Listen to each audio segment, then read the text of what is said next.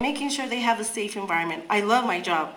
Yet I see qualifying and loving teachers leaving the field behind because we don't make a living wage. Will you commit and fight a living wage for us?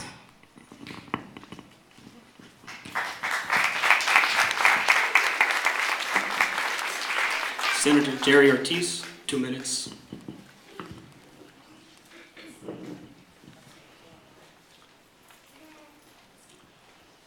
The issue of salaries for pre-K and daycare, childcare teachers has long been a difficult dilemma for the state. We're trying to upgrade those, but without additional funds, those programs run by nonprofits and even those run by for-profits are simply not going to be able to pay anything close to a living wage.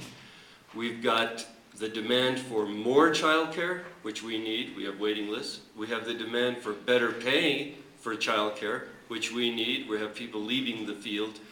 Both of those trace back to the twin problems. We have not made childcare a priority.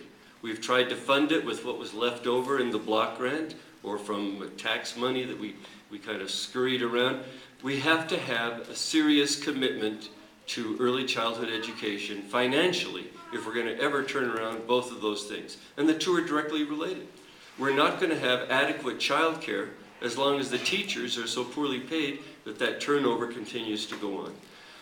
What I would propose is that we make the early childhood programs of this state part of the full education continuum. We now spend over 60% of all the state's budget on education. We say K through 16. That is the elementary, high school, and college. If we really expanded the view, and every teacher, as Brian alluded to, every teacher in the public schools will tell you that they really do tell the difference. They can really tell the difference when kids have come through quality childcare programs. What we need really is to start viewing it as a complete continuum. When I worked with the New Mexico Community Foundation and the Spark Project, that was the main point of that project. We were trying to build a solid continuum from childcare through pre-K, kindergarten, and all the rest of it until we really include it and stop treating it like the stepchild that we really don't want to recognize. We're going to have serious problems. But that's what I see as ultimately the way we'll do this. Thank you.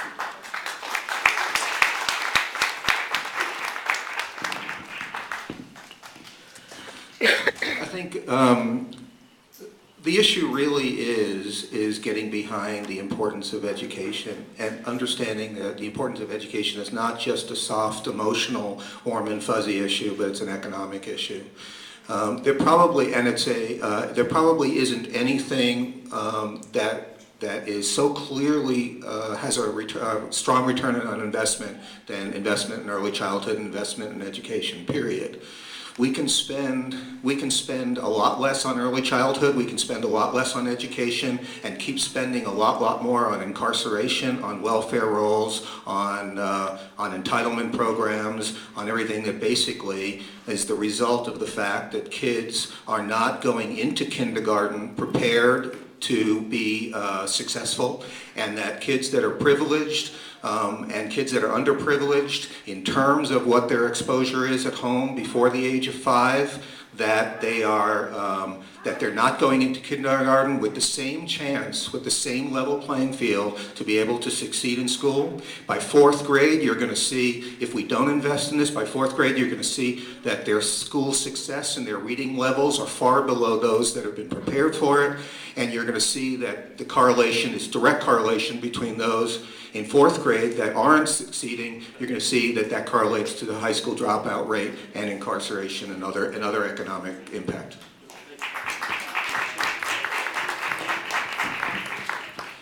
I think what that question is that how are we going to be able to deal with the pay, and the way we should really look at this is the underpaid service that we have from many of our teachers. And the other issue that they have to take close to 45 hours, credit hours to be able to be certified to be able to be a teacher, which also has to come out of their own pocket. And many a times, how do we ask a person to come up with $35, $40 an hour credit and getting paid $7.50 or $8 an hour? It doesn't make any sense.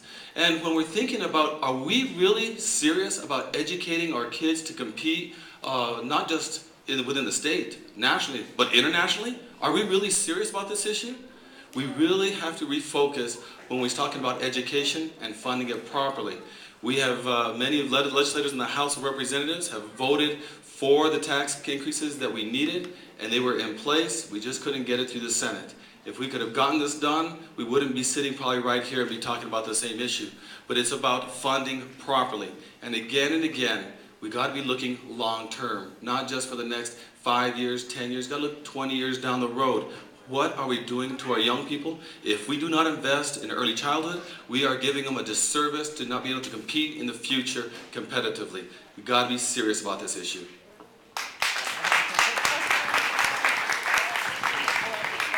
I think Representative Campos is exactly right, because if we don't invest in our children now when they're in preschool, when they're in pre-K, when they're in kindergarten, and in our school system, we'll be investing them, but unfortunately we'll be investing in them to put them behind bars.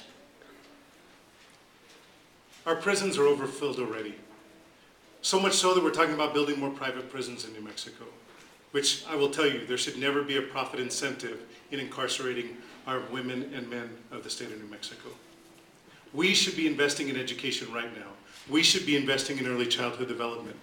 I can tell you that, where is Anna? Where'd she go? So Anna asked the question, and Anna's question is, do we support a living wage? And the answer to that is absolutely. I stood tall with labor in New Mexico. In fact, I'm very, very humbled to be able to tell you that I'm the only candidate in New Mexico's lieutenant governor race endorsed by organized labor, both by AFSCME, the Federation of Teachers, the firefighters, the Brotherhood of Electrical Workers. And why? Because we fought for things like a living wage in Santa Fe. As chair of the Democratic Party, we stood tall with organized labor in New Mexico.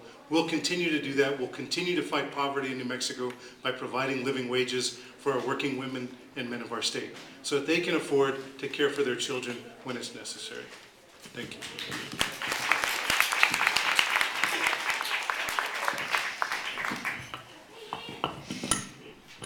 Over the years in Santa Fe, we've worked very, very hard to try and increase the pay rate for those who provide the child care for our young children. It is a struggle, and it's always a struggle of what we have to do, but we have worked with even the unionizing of child care workers. That was something that I supported, and many of us in the legislature have supported. In working with those of you who do the hard work, I would commit and will commit to continue to work on this issue to make sure that we do increase the pay. But you know, when we talk about early childhood, it's not just the education that comes in when you deal with them when they walk in. But what about the health care issues? What about the mental health issues that go on in the families, the other abuse, all the crap that our kids see out? And then they come to school and we expect them to learn, and we expect you as teachers, child care workers to do the rest of the work. Somehow our communities have to get involved and engaged to figure out what we do. And I'm glad to see Alan Sanchez here and others, because it's the churches and everybody that needs to work on this. Because to make a community healthy, it's the community. And that way we don't put it on the back of our child care providers and our teachers to make do. That's the other part of the equation that I will continue to work on, because I've been doing it for the last 14 years. Thank you.